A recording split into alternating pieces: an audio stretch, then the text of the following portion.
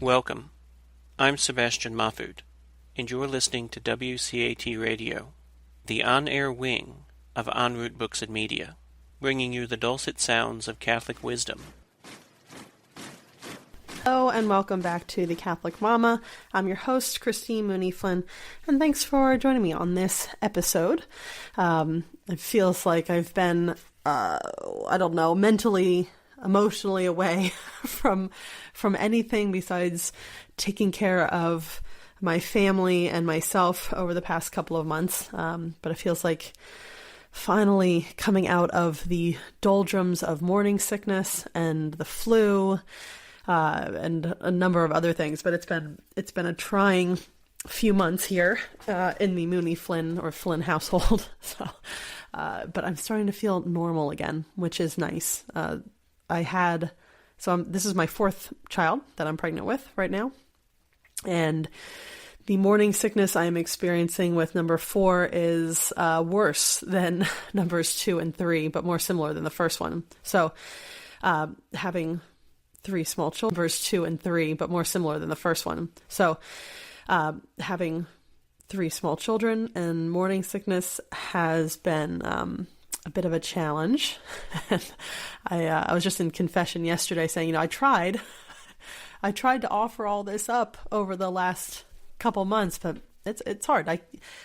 Anybody who has ever suffered from anything and it's lasted more than, a 24-hour stomach bug, or even if it was, but you start to really have more compassion, at least I do, for people who have prolonged suffering. I mean, this was just morning sickness. I know that it ends.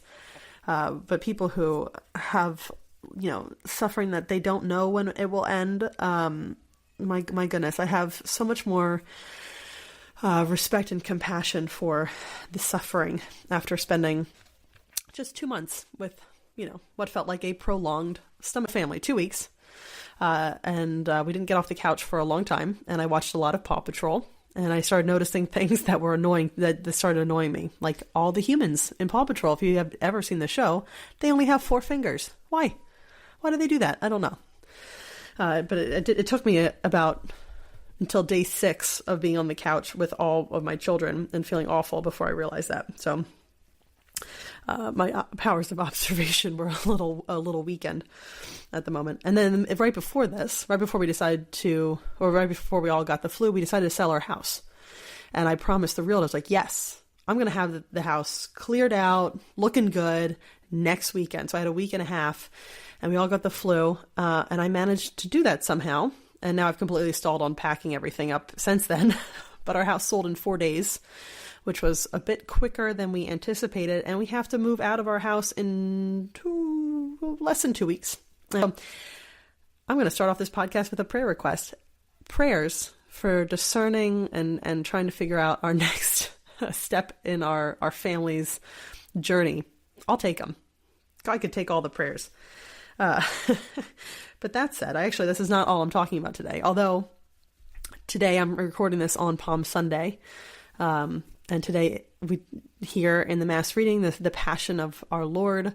And my goodness, isn't that filled with suffering? But his suffering, of course, is much more immense than any little bit I can feel in the last couple of months. But what I did want to talk about today is we were on one of our many road trips to Wisconsin, because we just drive out to Wisconsin.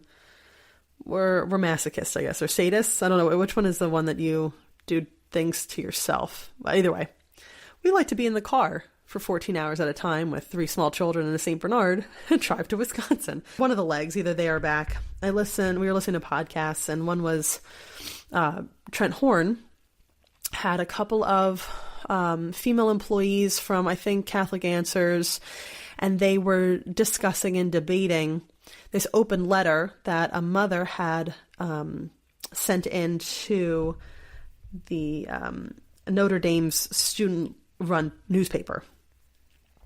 And it was about the legging problem. I don't know if you saw this. This was at the end of March, so I'm a few weeks behind on commentating on this. But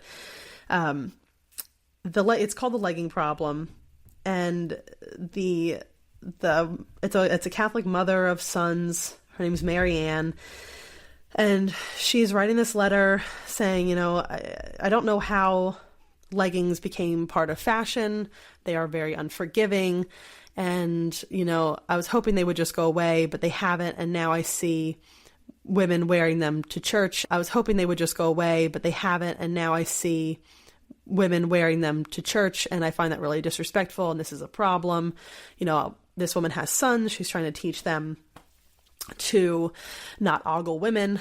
And these women in leggings are just making it very difficult. So, of course, if you tell anybody what they can or cannot wear, it's going to cause a lot of uproar. And it certainly did in certain circles. So I just want to talk a little bit because, as I was listening to the that Trent Horn podcast, it was good. It was good talking about the debate, and they brought up some good points. But I thought there was one thing that when Trent asked the two women how they would respond to this, it was very different than how I would respond. So I thought, well, you know what, let's just do a little episode on leggings and modesty. I'm going to back this up because convert to Catholicism, and I would say I led a very immodest lifestyle prior to becoming Catholic. It got more modest as the years went on. I became a mother, and my new mom body that I seem to have acquired after giving birth a few times is not as trim and toned as it once was. And so I just naturally became more modest anyway. Not that I was ashamed of stretch marks and a little extra on the sides. I just, it didn't seem fitting for me to show it off the way I used to. And I certainly did show it off. And I want to talk about this because there's the point of my idea of modesty. I didn't quite understand. I never read Theology of the Body, JP2's theology. And you start to see the body as this, this God-given gift, and it is, we are embodied souls or souls with bodies. I mean, we are joined body, soul together. It seems natural to have more respect for the body because it is truly a part of who we really, really are. It's not just one or the other. We're not just this soul living in this shell that'll go away at some point and we'll go off another way. The real us will go off another way. We are joined. This is why on the very last day, we will get our resurrected bodies. We will get the bodies that we have here, nice and shiny and glorified in heaven with Jesus if we are so lucky to be there. But I want to backtrack a little bit and just talk briefly about, my trip to modesty. And I think, and we'll touch on scripture that explains what modesty is. And also just have this little, comment a bit on this legging letter, which I think missed the mark a little bit. So for me personally, I used to dress, especially in my teens and early to mid 20s, in very revealing ways. I did it very purposefully. I remember the first time I got catcalled, and I was not wearing anything very provocative. I think I was on a road trip with my parents, and I was too young to be catcalled. And I was just walking into a bathroom in McDonald's, and some older teenage boys said some things to me that made me very uncomfortable. And I remember at the time I was like, no. I remember thinking, I'm too young for this. I don't want this yet. And I think I was wearing like a Hard Rock Cafe t-shirt and some stretchy shorts, like nothing crazy. But that moment, something clicked, something changed in my perception of my body at that point. And it was probably changed in my perception of my body at that point. And it was probably maybe a year or two later when I had plucked my full Italian eyebrows and, grew a couple of inches and got a shape to me that wasn't so prepubescent and awkward. And I remember going to 9th grade, and there was a double take from a couple of people that I hadn't seen since the previous school year. And this also came from some boys. And as I started to realize that there was a lot of power, and I specifically remember saying, wow, this is power. I am powerful, because I could use my the way I look to elicit a certain response. And I knew it. I was very strategic about it. I don't know if Myers-Briggs personality tests are really valid. I'm not sure what the research is, but whatever mine, INTJ, is the same as from Sherlock Holmes, right? So that's probably not a good good thing to say because he's the arch nemesis of Sherlock. But it's a strategist idea. So I love strategizing and putting puzzle pieces together and figuring out the big picture. And so for me to see that, I could manipulate the way I look here and elicit this response here, or I could change my look and get a different response from others, it worked to my advantage. And it was a game that I could play. So I certainly played that up. I knew when to dress appropriately in some situations and whatever. And, growing up for a long time because of the financial situation of my family, all I got were hand-me-downs. And then around that time where I started realizing that I had a nice shape to my body, our financial situation changed, and suddenly I was able to go buy clothes at the mall for the first time ever. And I remember being so nervous and scared that I was like, are you sure we can afford this? Are you sure we can afford this? Such joy in having a young body that I knew would not always stay forever, coupled suddenly with the ability to buy the clothes that I could afford and wanted to show that body off. And so over time, starting from the age of 14 up to about 19, it just got more and more revealing. And it wasn't, but I'll be honest though, because we live near a college town, and we'll drive through town on some Saturday evenings, and I'll see girls wearing things that I would never have worn even back then. So really short shorts with you're so short that the front pockets, you can be seen from the bottom, and then crop tops. That's actually more revealing than I ever was. So we're thinking a decade and a half ago. So I think the look was a little different back then. So, but it was revealing compared to what that I went to school with were wearing, or what I would have worn in middle school, even when I was unable to really buy anything special and just for myself.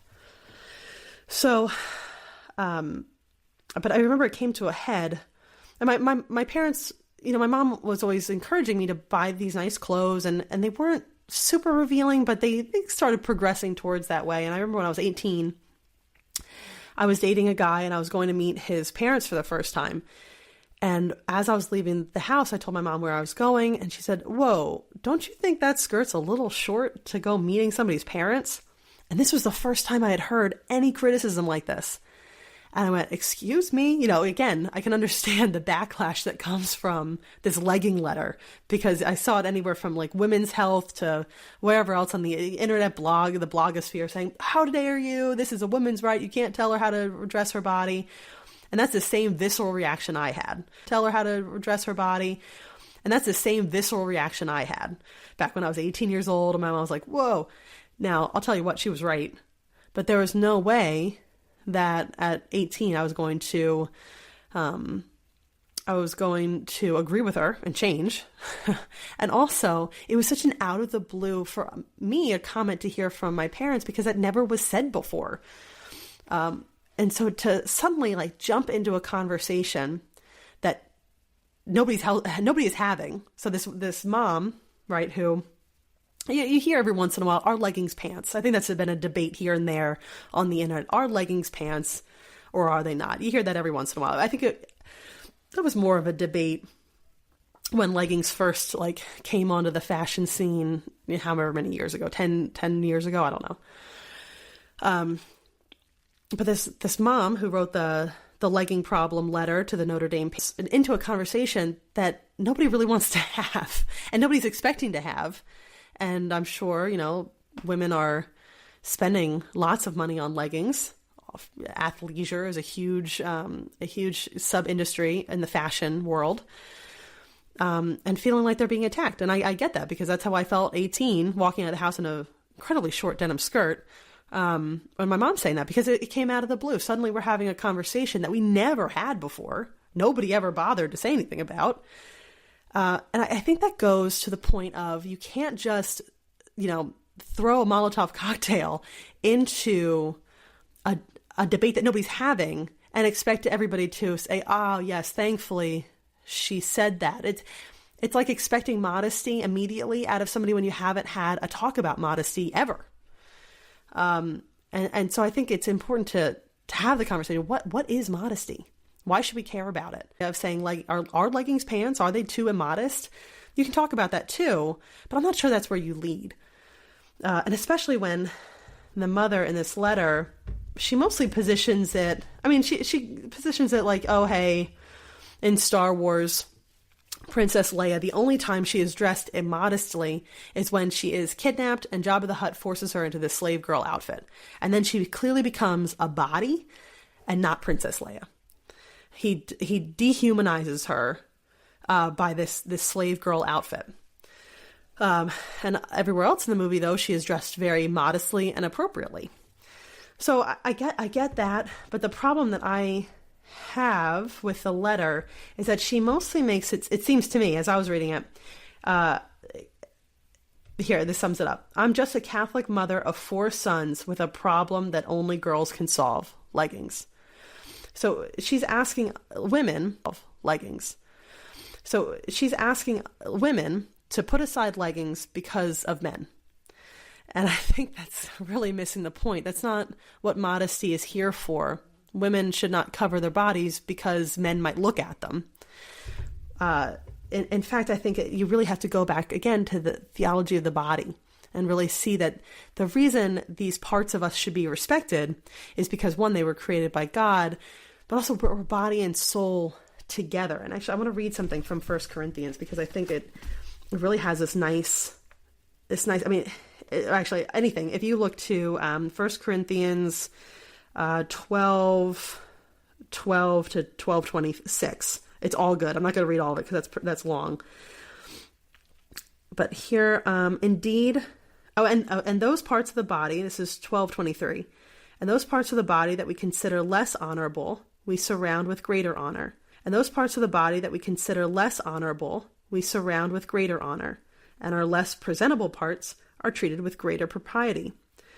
Whereas our more presentable parts do not need this. But God has so constructed the body as to give greater honor to a part that is without it, so that there may be no division in the body, but that the parts may have the same concern for one another. If one part suffers, all the parts suffer with it. If one part is honored, all the parts share its joy. I love that last line there. If one part is honored, all the parts share its joy. So if you are immodestly dressed and not showing honor to these less presentable parts of your body, then you're actually diminishing the joy that your entire body and soul can have. I really like that line. Now, Paul, there are several other mentions from Paul about modesty and women, but I don't know if they get a lot of screen time, so to speak, because he goes on to say things that are maybe a little troublesome for 21st century women to accept. There's a lot of discussion of subservience to men, and that can, bristle. It can make some women bristle at the thought of subservience and obedience. But it is worth saying because, regardless of how we feel about how Paul is writing to women back then, it is true. Similarly to, this is from 1 Timothy 2:9, similarly to, women should adorn themselves with proper conduct, with modesty and self-control, not with braided hairstyles and gold ornaments or pearls or expensive clothes, but rather as befits women who profess reverence for God with good deeds. So really clothe yourself with good deeds. I should say, there is, I saw a post on Instagram the other day about bathing suit attire. Do you feel more comfortable in a bikini or a more modest or covering one piece? What do you prefer? It's not a one size fits all answer to that, because some women grew up playing water sports, or maybe they were dancers and they just feel more comfortable in less clothing. It just never really bothered them because their bodies were viewed and they knew them as functional, right? These aren't sex objects. They are functional parts of the whole. And so to wear a bikini is nothing. And just as the same as another person could pick to wear a more covering one piece because that's just what they feel more comfortable in. The body for its function. Because I think we all know that there is a huge difference, right? The woman who wears a very, very small bikini because she wants attention from men and women around her is very different than the woman who wears a bikini because she is, raised in the water and just feels more comfortable being that way as she swims and whatever else. And I think I can say, I'm saying this from a point of real firsthand experience because I was the person who would wear things, again, to manipulate others' feelings towards me and situations and to have power over those around me. As bad as that sounds, I know that sounds really bad, but it's true. I was very aware that my clothing and the way I comported myself deeply affected the way others treated me. And I could get men behaved a certain way, and I was totally fine with that. You cannot tell me, I don't believe that a woman who wears ripped up, very revealing jeans where butt cheeks are hanging out and crop top and you can almost see breasts underneath coming out from the bottom, really, truly is doing that for her own feel-good self. But secondly, even if she is, that doesn't mean it's okay. Just because something feels good doesn't mean that you can do it. Just because you can doesn't mean you should. So yes, you can buy the revealing clothing, but should you? I would say no. And I'm saying this again after many years of buying the revealing clothing and doing so because it felt good. It was, as the legging problem letter says, people will tell me that it's comfortable. Well, so are pajamas and so are nakedness, but just because being naked is comfortable doesn't mean we walk outside naked. And she's got a point there. Just because something's comfortable and feels good, I think as Catholics, we should understand that we have a greater responsibility than just whatever we feel like. Right? We can't just say, well, I like the way this feels good to me, I'm just going to do whatever I want. We are actually called to a higher standard. We're called to holiness.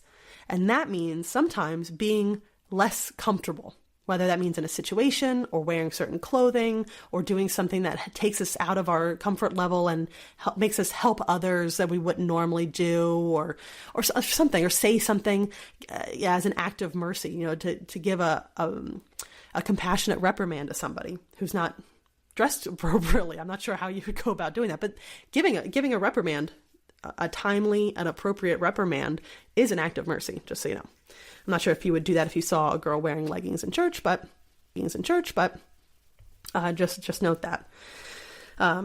So again, there's a lot going on with modesty and what we should wear and what we can wear. I would argue again that anybody who has a decent amount of self-awareness will understand that wearing very, very tight or revealing clothing isn't truly just for yourself. You're not doing it just because it makes you feel good. And again, even if it does, and even if you're really just doing it because you like the way the clothes feel, that doesn't mean that you necessarily should, because as we hear again in 1 Corinthians, when we give the proper honor to a part of our body, there's joy for all of it. So that might be a very unpopular thing to say, but you can't just do it. And as adults, you can't just do what you feel like and do it because it feels good. So leggings may be comfortable, but that doesn't mean that you can wear them with a crop top to church. Maybe I'm just a little traditional in that way. So I don't know if I would ever say anything. I don't think I would say anything to a stranger in church who is wearing leggings and a crop top. Although that is, according to St. Faustina, an act of mercy, giving again that compassionate reprimand. But I remember an Easter Mass last year people bringing their kids to church, probably for the first time since Christmas.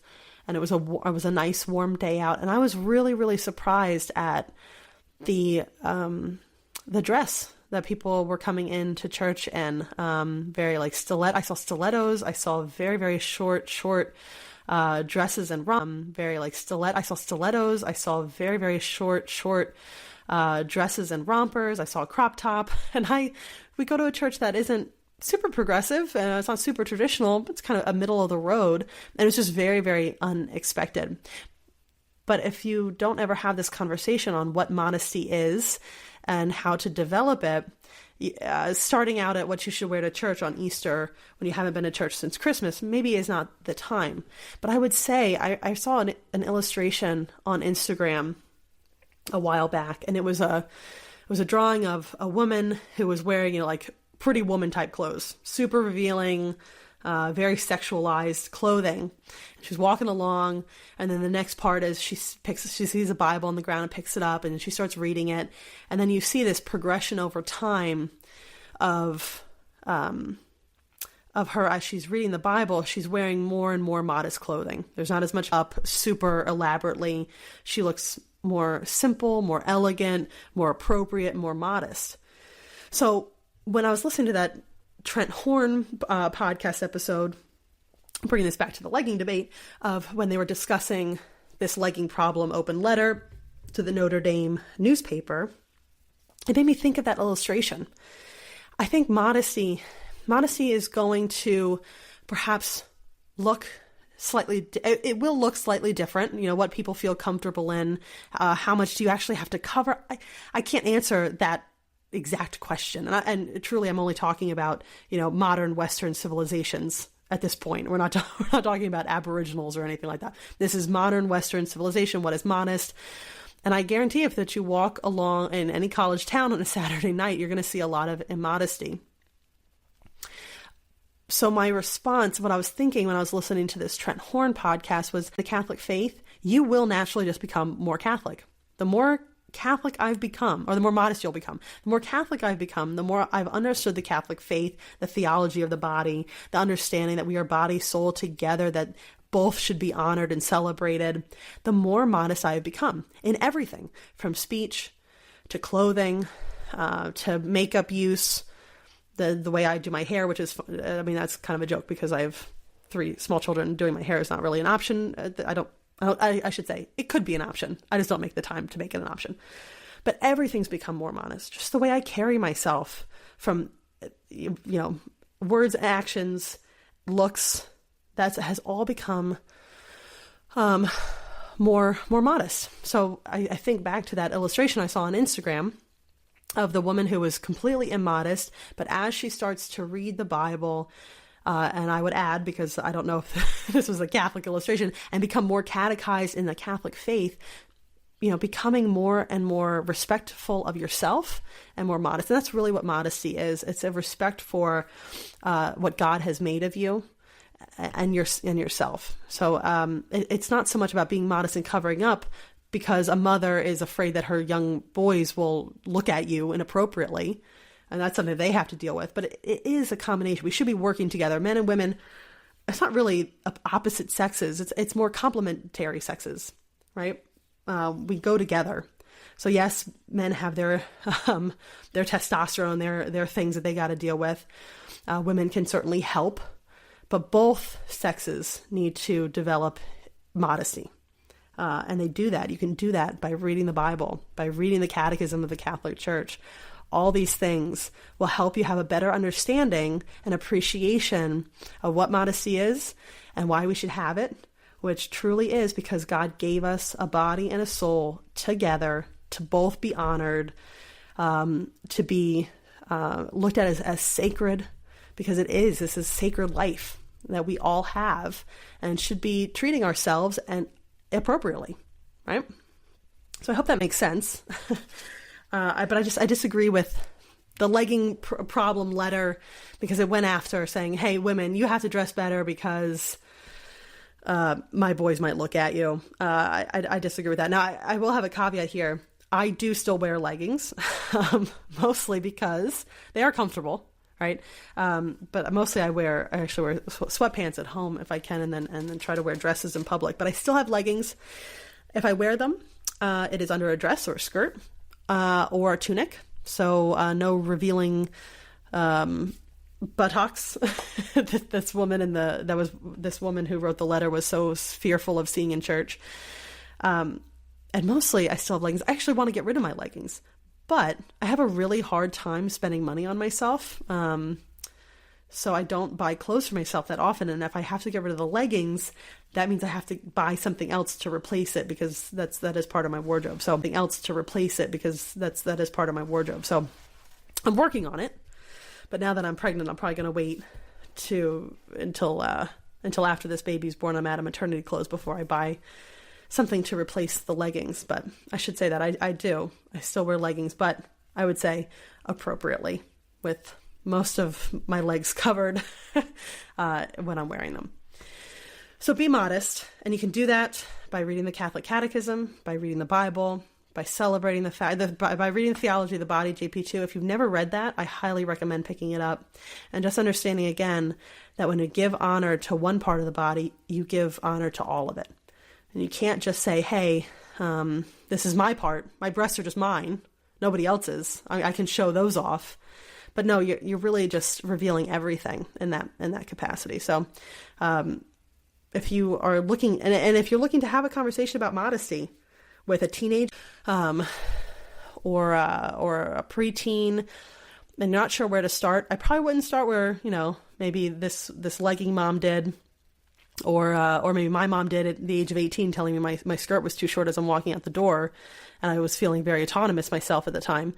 But maybe start with start with really proper catechesis. Start by talking to them about theology of the body. Have them read it, or read it to them, and read it to your boys. Boys and girls should both hear these things, because they'll teach proper respect for themselves and for the other sex as well.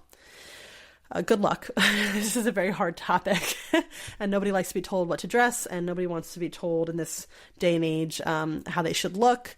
But the truth is, how we look these days is getting worse and becoming more revealing, and we can be doing better. Culture, and in a lot of ways, we can be doing a lot better. I mean, pretty much in all aspects of our lives.